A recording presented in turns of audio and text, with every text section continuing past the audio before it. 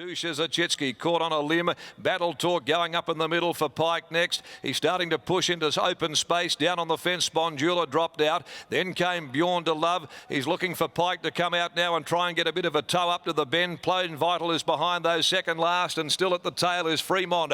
Around the corner, they'd straightened up on the point of the bend. Light Up the Sky. The mare dashes to the lead quickly. She put up a length and a half. Famous Someday. In behind them, Generous Choice. Spondula, Plain Vital, 44 Red. Battle Talk trying to weave his way through, but Light Up the Sky lights up the track, kicks away and has got them absolutely done to a dinner. Draws away Light Up the Sky, beat Famous Someday, maybe a nose. Battle Talk, won't be a lot in it though for second and third. Plain Vital on the fence, and then Dusha Zachitsky, wider out Bjorn to Love, never really got into it. Generous Choice, 44 Red back there in the field in company with Spondula, and tailed off a long last is Hell of a Story.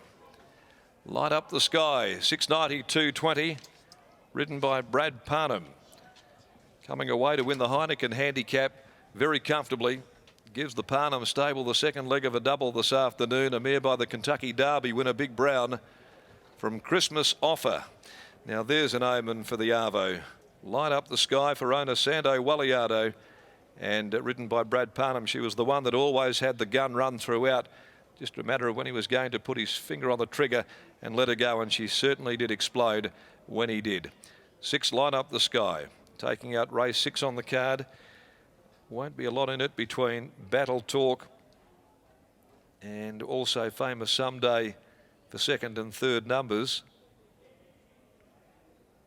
as we wait for the judge here to declare them after the running of race 6. The time is 1:26.16. Number 2, Famous Someday, gets the nod for second, ridden by Papsy Mears, by Famous Roman out of Someday Lady, trained by Stephen Miller. And number 4, Battle Talk, third home, a Passenger Warzone gelding for Jeff Durant, Jason Miller, and ridden by William Pike. Number 10, Plain Vital, over on the cutaway, has grabbed 4th placing in front of Dusha Zachitsky. 6-2-4-10 after the Heineken handicap. Race 7, the Perth Racing Facebook handicap over 1800 at 5 o'clock. There is a late scratching. Number 5, Dangerous Game, is out on veterinary advice. Number 5, Dangerous Game, along with 7, Baggy Eyes, the 2 out of the third leg of the quaddie. Number 5, a late one on vet's advice. Light Up the Sky, 692.20. Famous Someday, 220. And Battle Talk, 180. The numbers as we take you down to Mark Olmos with winning trainer Neville Parnham. Yes, thank you, Darren. I've got Neville Parnham down here with me. And Neville, on the 1 week backup, didn't really bother this mare by Big Brown. No, I was reasonably confident she'd improve a lot last start, but she's only just got done right on the line, and today Brad's given her a really beautiful ride and got into a good spot, peeled her out when travelled nice into the corner, and she let down really strong today, so she's probably just taken a few runs to find her form. I think maybe last campaign she did the same, and now that she's found her form, she should hold it pretty well, but yeah, there's more wins in store for her, but yeah, she's done a good job today. 319 days between wins for the Blue Nipper, and now 693 days between wins for this mare. Tell us what have you changed and what have you done to get her to switch on? You said she can hold her form from here. What have you done to get her to switch on?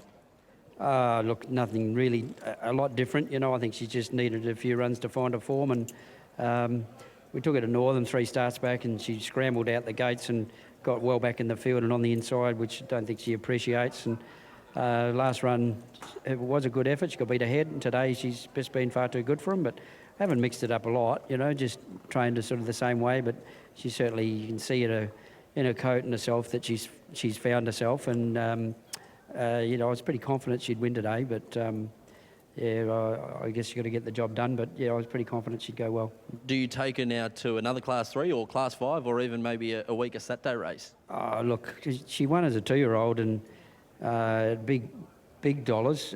She paid about $80 that day, or I don't know if she paid that, but I know Santo got $81. But she ran in quite a few good races. She's been placed in the Magic Millions, I think behind Lucky Street, I think it was. But she's always raced in some good races, so she because she'd shown potential. But now she's back in her own sort of grade. She should be able to win 2 or 3 more, but hopefully that you know, we can keep chipping away in midweeks and perhaps pick up a nice, one Metro win on a Saturday, hopefully.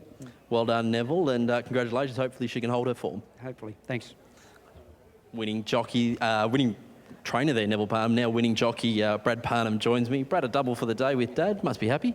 Yeah, it's a very good day for me. I think it's a while since me and Dad had a double together, so I was very happy to get the win today.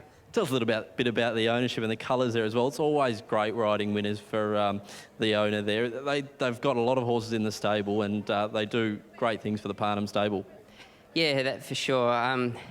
The owner, Santo, he puts a lot into racing here in WA, and not only just here in WA, also in South Australia and across Australia. So he spends a bit of money, so it's good to see him get some results. And I love riding for him. He's just an easy bloke to ride for, so I couldn't be happier to get a win for him today. Brad, well done, and I hope it continues for you during the week and, of course, on Saturday. Yeah, thanks, mate. Winning jockey Brad Parham there joining us after riding a double along with his father, Neville Parham. The next race.